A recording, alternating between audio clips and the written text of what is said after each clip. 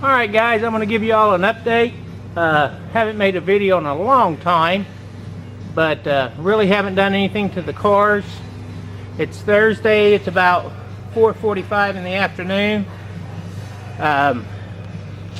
Give a shout out to Carolina Man and Double R Restorations. Check those channels out, really cool.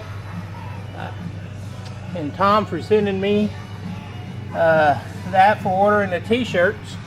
I got a couple updates here. The other day I was going online, and when I was growing up my dad had this book. This is a great book. It basically goes through the American car history. And if you guys have seen it, you know what it is, but it tells you the make, the model, how many were produced that year, and the price that it was that year. Let's go to, well, let me find a Camaro and I'll show you. Mercury, Ford, Chrysler, that's Buick, Chrysler, where is Corvair, Checker, Chevrolet. Okay, hope you guys can see this. 60, 62, 65, 66, 67. Let me kind of see if I can't zoom in a little bit here. Oh, come on, focus.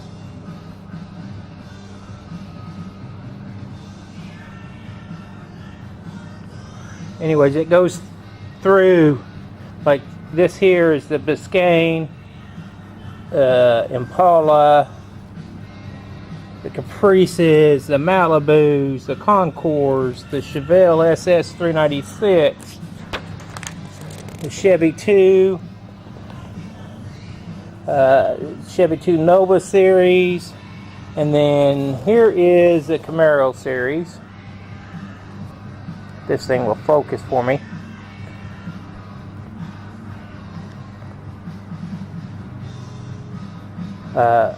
It shows, I don't know if you guys can read that.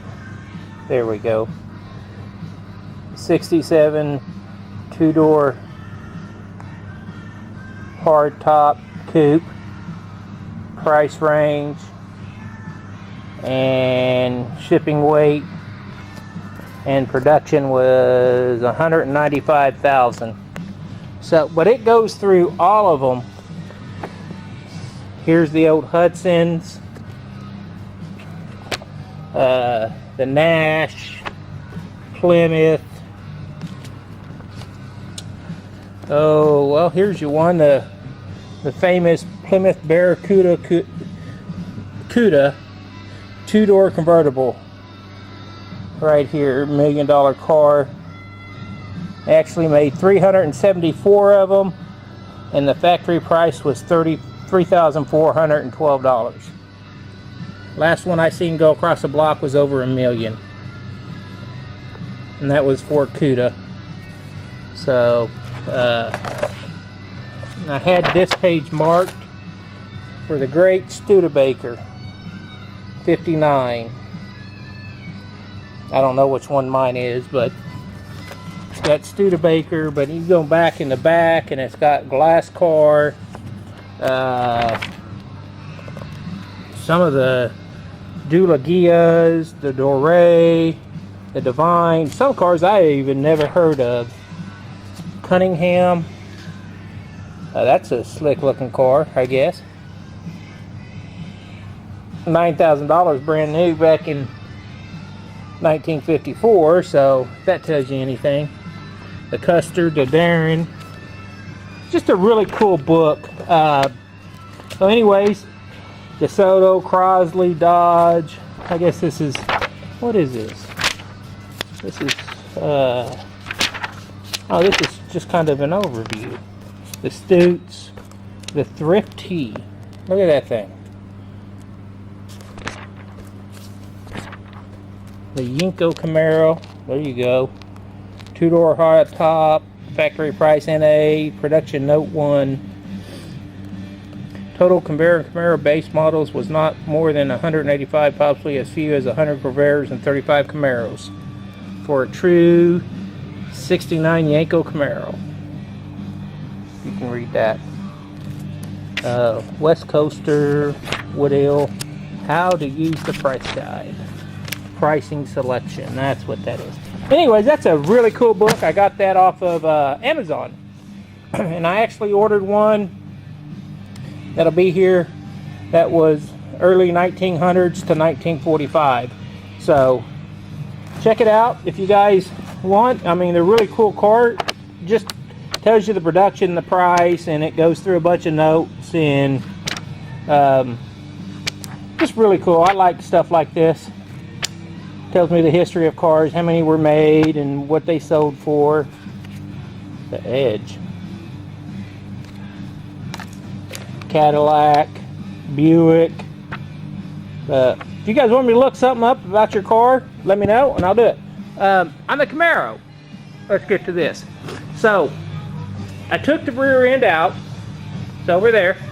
So anybody knows that this is just a standard, 1, 2, 3, 4, 5, just a 10 bolt rear end. It's 67. Anybody wants it, wants to buy it, I don't know, make me an offer and I'll sell it to you. These are actually drop springs. And then I also got the transmission, the original transmission that came out of this Camaro that I'm looking to get rid of. 3-speed Saginaw, nothing special.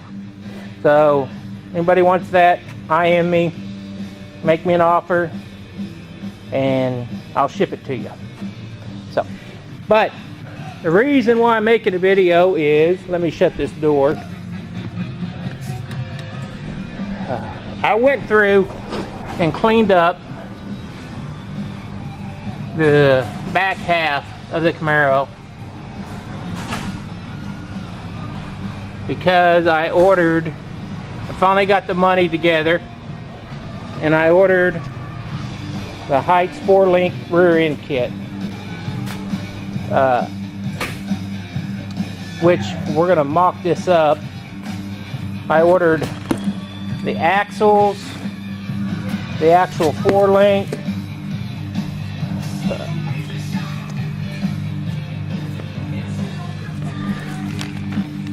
the Wheelwood disc brake kit.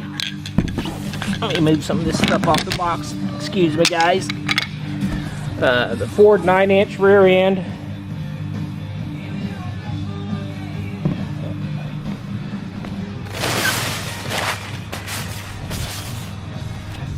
I ordered the pull-over shocks.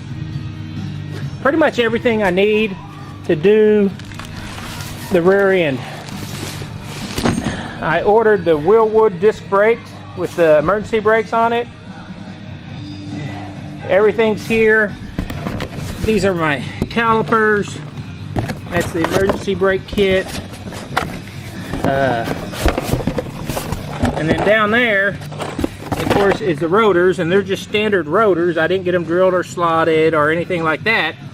But kind of upset with Wheelwood because I opened one up and it had a lot of surface rust on it.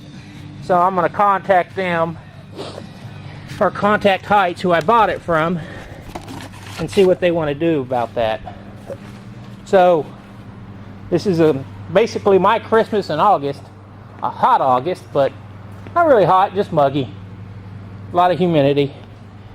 So I'm going to bring you guys along, and I'm pretty sure you guys have seen this done before, but I'm going to install this 4-link, get it all mocked up, and then I'll take it all back apart and take it all and get it powder coated and then reinstall it. So,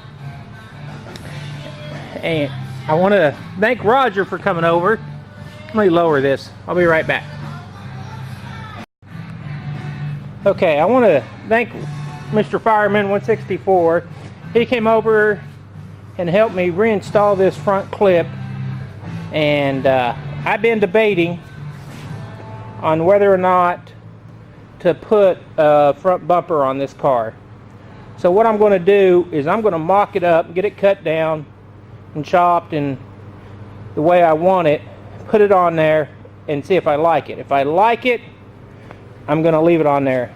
I kind of set it up there the other day, and it's not going to be, I'm going to say, in the same mounting spots as originally, and I'm not going to use the mounting spots where it mounts to the frame. I'm just going to use the side mounts where it goes in between the upper and fender extension, and I'm going to raise that bumper up so it sits almost even with the lower grille.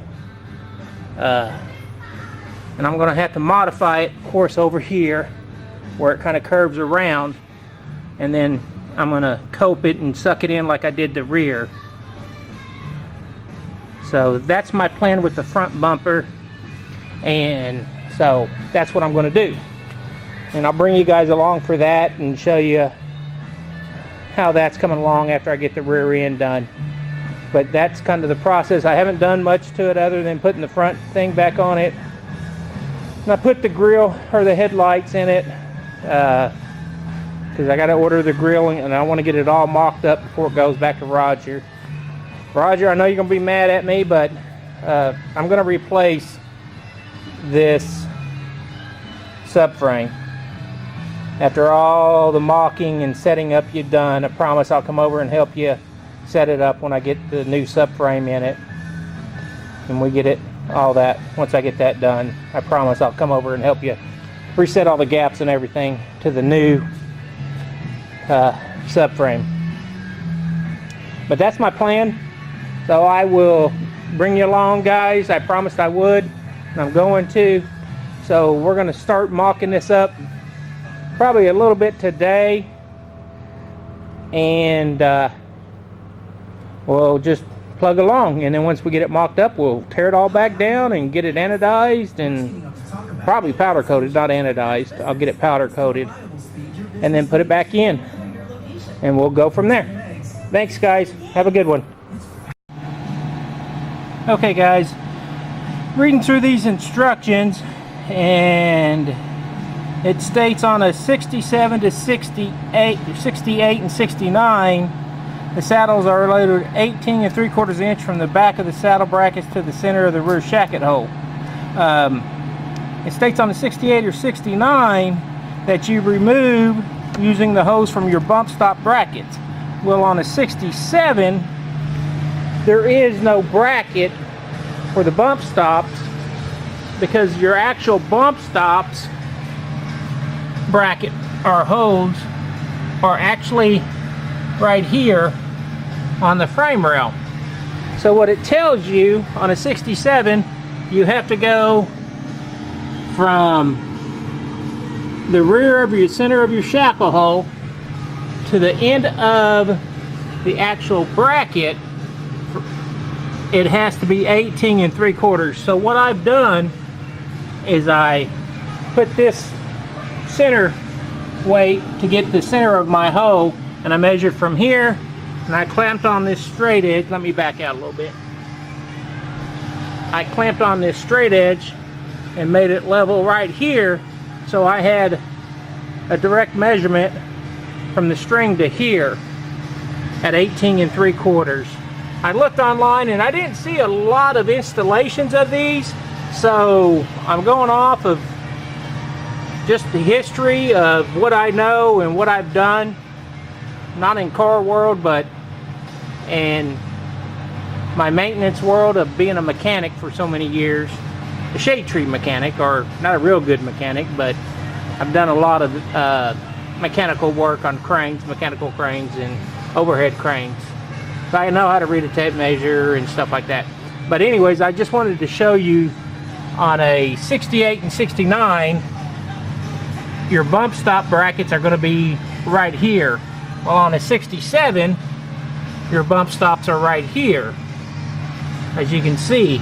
So I can't use my bump stop brackets, so I had to truly measure from the center of the old drop shackles to the front of this saddle and made it 18 3/4. So now I'm going to go ahead and drill my 1/2-inch holes and mount this, and then I'll go do the other side. I just want to give you guys who's doing this, if you've never done it before, kind of how I'm doing it. I'm not right, I'm not wrong, but this is the best way I know how to do it.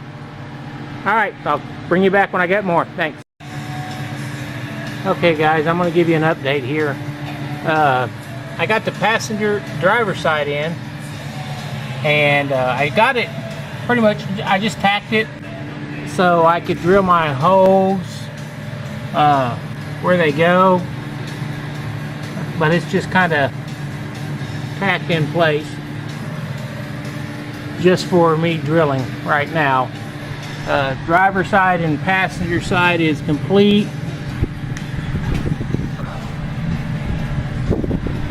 On where they go. So pretty much done for the day. I'm going to clean up and upload this video. Let me guys let me know what you think, if I need to do something different. It's the first time for me installing this. Not really good instructions. It really didn't give me a direction on where to mount these. They show me a picture, so I kind of just lined up this hole, and it tells me to put a back plate inside on the floorboard, which that's fine. I'm good with that, but it doesn't really give me any directions on where to mount this front lower 4-link mount. That's kind of where I'm at. Same on the driver's side. It doesn't really give me a direction, so I just pretty much lined up these holes, and that's where I put it. So I'm gonna go in the house and look and see if there's any better directions than what they gave me online. I hope so, but if not, I guess we're gonna wing it. Thanks guys, thanks for watching, subscribing, and leaving comments. Later.